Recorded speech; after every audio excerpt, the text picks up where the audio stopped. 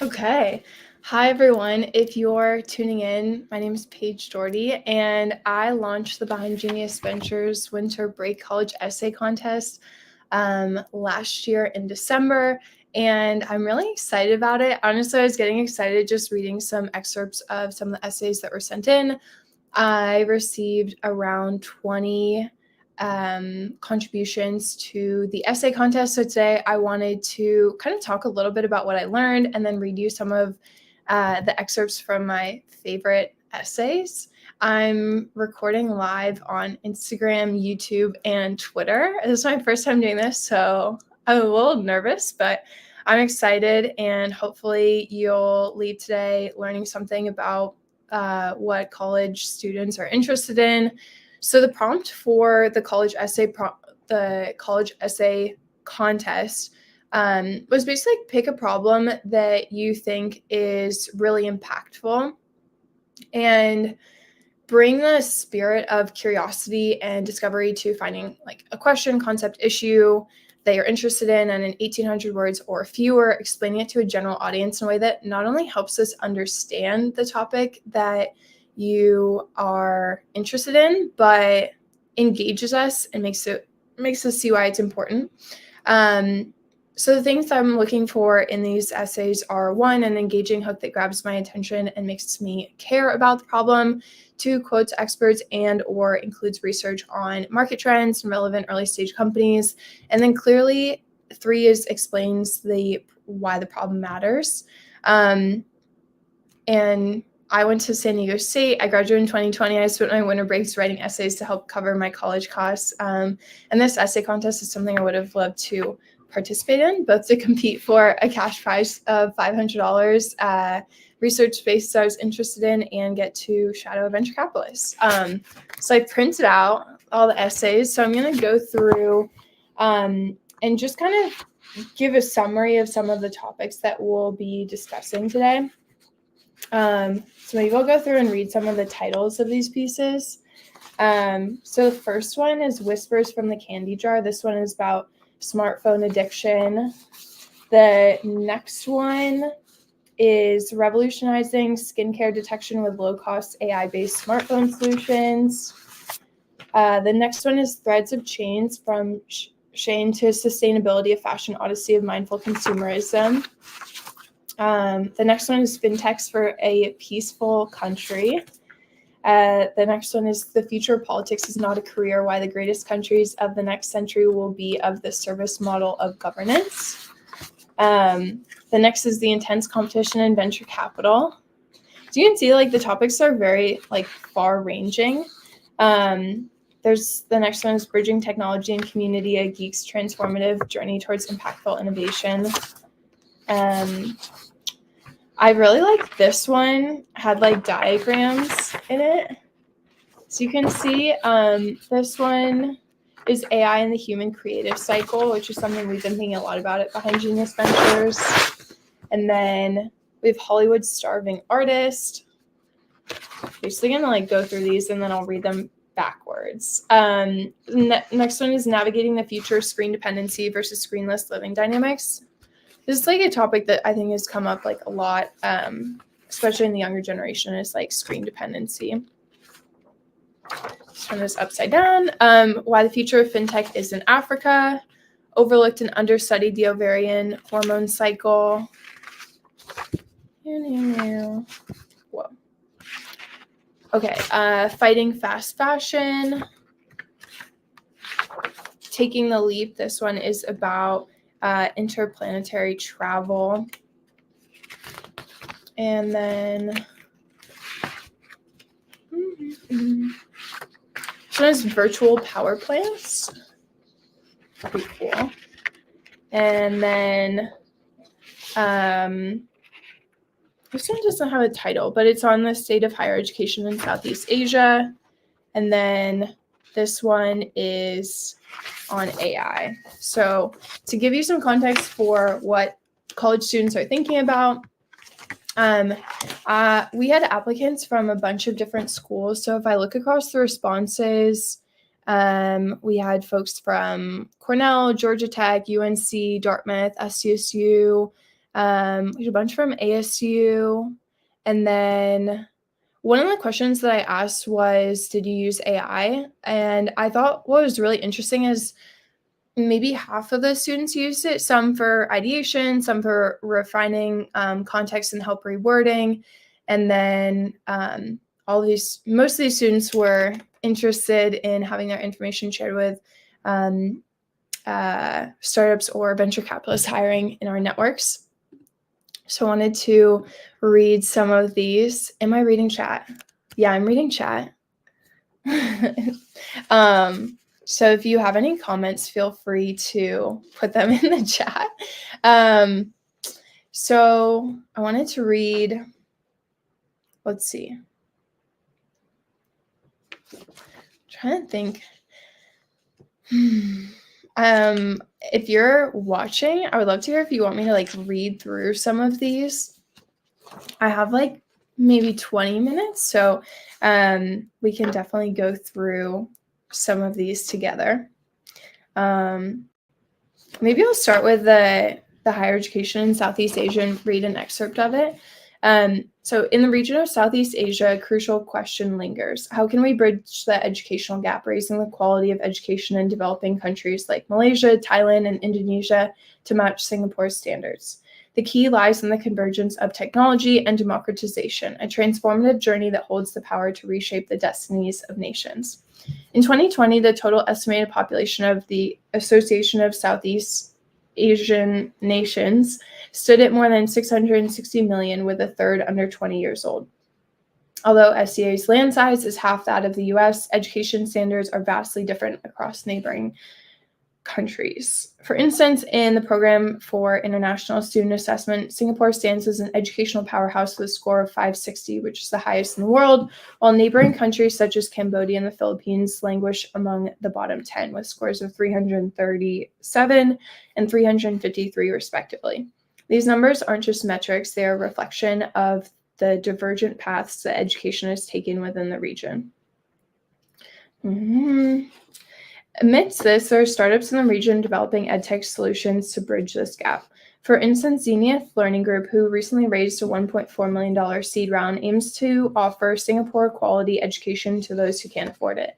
They combine physical centers with a gamified online platform that allows parents to track their child's academic progress using data-driven insights. Their goal is to deliver world-class education from a smart device and advance education standards in the region. In addition, there can be potential collaboration efforts within BGV's portfolio with edtech companies in SCA. For example, Prof Gym may be used to build a more personalized experience for learners via their patented RealBook technology. Alternatively, Matrix may be used to build quests and user rewards for teachers, allowing their students to have a gamified learning experience. That's pretty cool. They're like mentioning specific companies within our portfolio. The alliance between technology and education is not just about numbers and scores. It's about illuminating the minds of students, fostering creativity, and nurturing a generation equipped with the skills needed to navigate the complexities of the modern world. Why is this important to me? It matters because beyond numbers, education is about social impact. My personal journey, having served as the Chief Networks Officer of Advisory Singapore, reflects a commitment to fostering impactful transitions for students from schooling life into the workforce. Our flagship mentorship program, the largest pro bono one in Singapore, pairing industry professionals across 40-plus industries with students, embodies the belief that education is not just about grades or imparting knowledge, but also preparing students to contribute meaningfully for society. Whoa, this is super cool. I haven't spent much time in like international education since we invest mainly in the US and Canada, but it's really interesting to hear about the educational disparities. And I really liked how this essay mentioned specific examples from our portfolio. Okay, the next one. Oh, this one's interesting. This one is about AI, and it starts with a bit of dialogue. I'm not worried about AI. You should be. I was taken aback. Coming from someone I really looked up to, a direct challenge like that was a hit to my ego. He knew this too. It was his way of lighting a fire under me. Pain is the best motivator, I suppose. One employee who is hyper proficient at AI can replace 10 who don't use it. I'm planning on laying off half my staff within the next 3 months. This will only make the rich richer and the poor poorer. Which side will you be on? When I had this conversation with a multimillionaire friend, ChatGPT had just gone viral, quickly followed by a host of other AI tools. Of course, he was right. He has a knack for spotting trends early, as reflected by the many zeros showing on his bank balance. A year later, I'm still eating microwave food in my dumpster of a college town apartment. He was on a yacht in Dubai last week. Can't confirm it is as fun as Instagram pics, but I do think I've spotted a trend. The world is moving fast, and what used to be done in 5 years can now be done in 6 months. Most AI solutions that startups propose won't be applicable for mass adoption until at least a few years. The now implications of AI lie in how your every single day-to-day business incorporates it, and even if this hasn't occurred on a large scale yet. What I'm saying is we're distracted by fancy new AI product startups making edtech platforms or health diagnostic tools. But there are countless ways to use AI now with just publicly available tools. We're not even close to the full potential of our current tools yet, while many people are focused on building more. Interesting. Okay, so this is talking about like how there's a lot of important AI tools that can be used now, and we're still very much in the early adoption phase. And then you wanted to know if people use GPT for this essay submission. I believe it would be foolish not to leverage a tool which competition has access to. Now, whether that tool is dominant is a separate issue. Above a rudimentary writing level, I believe GPT cannot yet enhance your written work past a user's current understanding of writing, although it sure speeds up the process, but that's a separate discussion for another time. I think this is like more the demand for legal, which is interesting. It wasn't as like connected to market research, and it was more of like a personal anecdote, but I did like how it talked about and like the average person is not using AI. I don't know the stats on that, but I'd be curious to learn more about it. Next one is on virtual power plants. This is so cool. I actually I printed all these out, and I was really interested because all of these are just like so different. And this one especially. So I'll start off. Blackouts loom as peak electricity demand outpaces aging grid infrastructure. And there were 400 outages this year, equaling over 9,000 hours without power. In monetary terms, outages in Texas over the last 2 years have cost them upwards of $200 billion. Outage duration has doubled over the last 10 years and expected to grow exponentially if left unchecked. States like Texas and Florida are getting an inflow of people and more frequent extreme temperatures, significantly straining their grids while creating higher power prices for consumers. There's the solution: decentralized energy resources or virtual power plants. That's pretty cool. I've never heard about that before.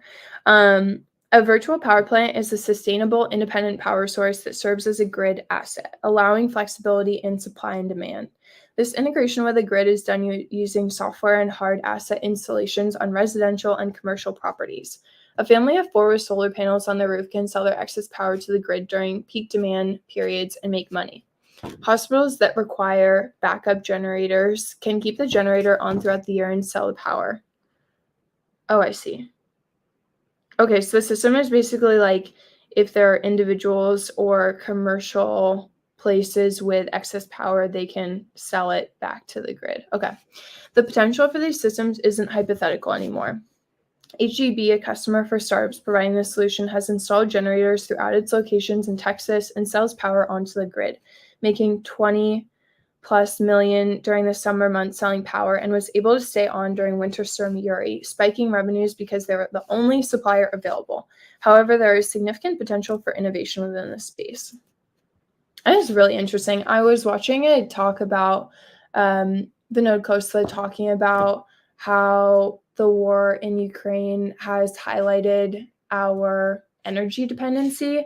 And I thought it was a really interesting point. In addition, like climate change is also highlighting like our energy dependence on systems that were put in many, many years ago. And our demand for power has continued to rise. So this is really interesting. Corporations like Tesla, Sonnen, and Sunrun have gotten into this space, providing homeowners with a generator or home batteries and allowing families to store and sell surplus power. There are also startups like Horizon, Connect DER, Moxia, and Oxidative that provide differentiated solutions to this problem, like turning electric water heaters into grid batteries, providing the benefits of Tesla Powerwall, but without the space requirement. Installing Second Life EV batteries instead of new batteries, creating software that uses smart devices on top of generators to maximize power sold during peak times, or providing containers with solar and batteries as tiny power plants to be placed in the back of the home, producing enough power to pay a monthly mortgage. That's pretty crazy. So the reason why this person wrote the essay is they live in Houston, Texas, and Winter Storm Uri was a devastating, unimaginable phenomenon for the state. Before it, no one wondered how the lights came on or where the electricity came from as long as it was cheap. However, the cold freeze debilitated the state and it led to at least 210 deaths, and the repairs cost people months and hundreds of thousands of dollars. Since then, energy, power, sustainability, and reliability have repeatedly been a conversation in public circles. People are getting educated and involved in how to solve these issues and now have a solution that is efficient, cost-effective, community-driven, and just requires implementation at scale. That's cool. I would love to hear more on the specific solutions that are happening in the virtual power plant space. I think it's a very interesting idea. Oh, that's cool. Okay, the next one is called Taking the Leap. This one is about interplanetary travel. As Earth's natural landscapes shrivel under the shadow of urban expansion and its skies grow dim from pollution, the thought of stepping off our planet is no longer a fantasy, but emerges as a critical pursuit for the hope and survival of Earth. The concept of humanity spreading its wings to become a multiplanetary species is not just an ambitious leap into the unknown, but a necessary step to preserve our legacy and the delicate balance of life on our planet. In the past 50 years, we as a species have dramatically improved our quality of life. In a recent Jeff Bezos interview, he said, "In almost any measure you choose, we are better off than we were 50 to 100 years ago. Our lives have improved drastically. Our discoveries and developments in the sciences have saved millions of lives and elongated millions more. Our advancements in technology have greatly surpassed whatever we thought possible in the realms of medicine, travel, exploration, and overall interconnectedness. Our urbanization and development have created thriving ecosystems that assist in fostering creativity and the movement of ideas and thought from person to person faster than ever. The caveat to all this wonder is that we have all borne witness to the destruction of our natural world. We've traded some of that pristine beauty for all these other gifts that we have as an advanced society. We can have both, however, but to do that, we have to go to space," Jeff Bezos said. Well, that's definitely the most out there one that I've read so far. In recent years, we've seen significant increases in the resources devoted to the exploration of space. Some of our planet's most brilliant minds, such as Elon Musk, CEO of SpaceX, and Jeff Bezos, CEO of Blue Origin, are pouring billions of dollars into the exploration and development of the space travel ecosystem so that other engineers and entrepreneurs can put their minds to work on these problems. This is an important note because without a proper foundation and building blocks in place, it's difficult to deploy certain lean methodologies and entrepreneurial strategies for early-stage companies in a capital-intensive industry. I like that he noted the risks in this industry because it's definitely very capital-intensive. With the help of these tech giants, the past 5 years have seen a surge of startup companies working on developing launch vehicles, engine components, and services to contribute to the development of the space ecosystem. Some other notable companies are Firefly Aerospace, who recently was awarded a $112 million contract from NASA to develop multiple lunar payloads by the year 2026. Relativity Space made headway as the first company to 3D print rockets and create a new system for the manufacturing of these massive engineering marvels. As vital as the production of these crafts may be, of equal importance is the problem of driving down costs and creating efficient manufacturing processes. The next generation of innovators will be tasked with these issues related to costs and manufacturing constraints. I've always had a fascination with space. The idea of looking back down on this giant planet from above has captivated me since I was a child. My life has been one that has been spent in constant pursuit of the ocean, mountains, forests, and the natural world. I have been lucky to have had some wonderful experiences across a number of different continents, diverse landscapes, and mountain ranges. The feeling of summiting a peak, no matter how large, instills within me a similar sensation each time. It is a feeling of accomplishment, appreciation, and a perspective for the world beneath my feet. With that being said, I am aware that we cannot continue to exist in the manner we currently do if we plan to keep this extraordinary ball of water and life in good condition for eternity. It's cool. Dang. Well, that one was cool. It was like a bit more, but that was like the general part of the essay. Let's see. There's a couple of fighting fast fashion ones. I thought that was interesting. I think like, especially like when I was going to school, I think Shane was just their like popularity was like just starting to pop off, and then it was like whenever you would go to the parties, a lot of people would be like wearing it, and it because there's some like really interesting essays and like how they're able to like use AI to like predict trends and like make clothing on demand. But I do think like a lot of consumers are pushing for more sustainable alternatives to fast fashion. Let's see.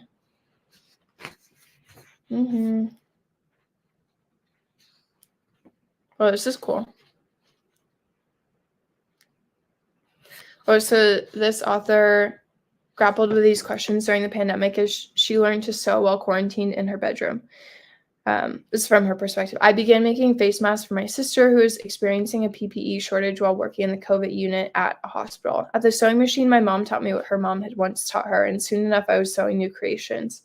Instead of shopping online, I took clothes from my closet and started reworking them into new statement pieces.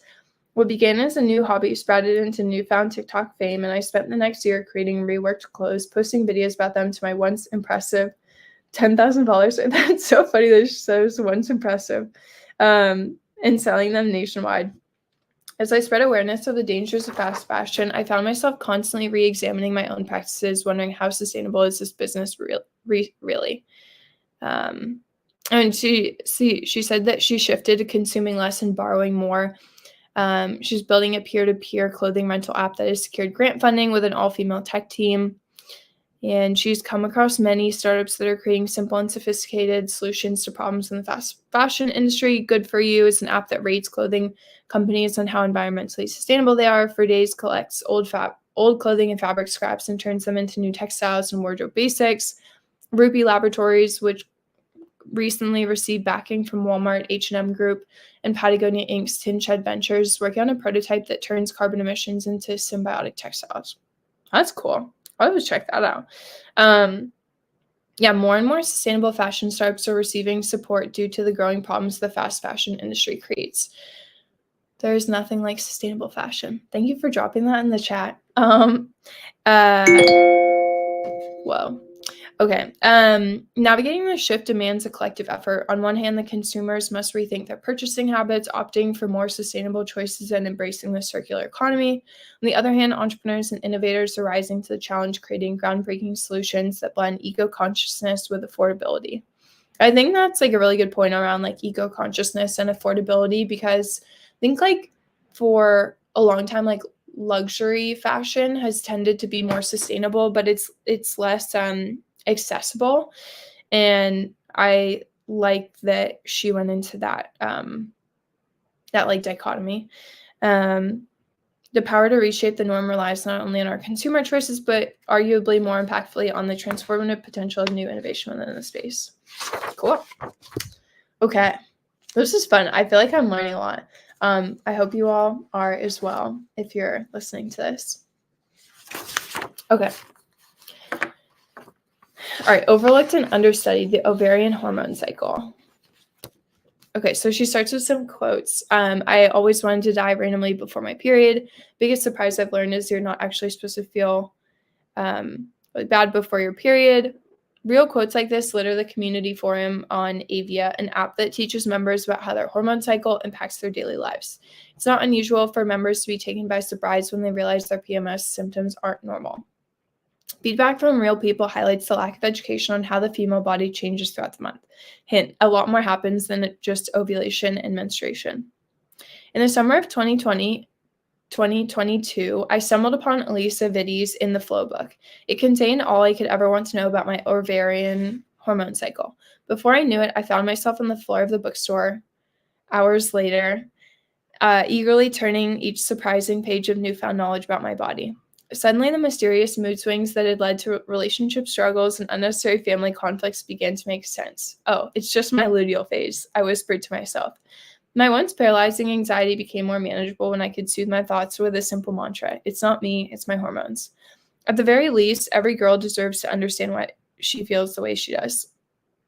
In the ever-evolving landscape of social media, TikTok unexpectedly emerges as a valuable source for hormone education. With over 500 million views, hashtag cycle syncing continues to trend, unveiling the reality that many women are navigating uncharted territories when it comes to understanding their bodies. This is super interesting. Actually, anecdotally, a lot of my friends have talked about cycle syncing. I feel like I've definitely read more about it, and I found out about it on TikTok. So it's cool that she talked about that. With no formal education on the subject, girls are flocking to the comment sections of viral TikToks to share their experiences of living through the luteal phase or being gaslit by their gynecologists. It's evident that Gen Z harbors skepticism towards established corporations and organizations, choosing instead to trust the lived experiences of their peers. To earn the trust of this generation and provide them with the health education and access they deserve, brands must approach them with sensitivity and care. In comes Avia, a rising star in the women's health and hormone field, founded by women who personally navigated a plethora of hormonal issues.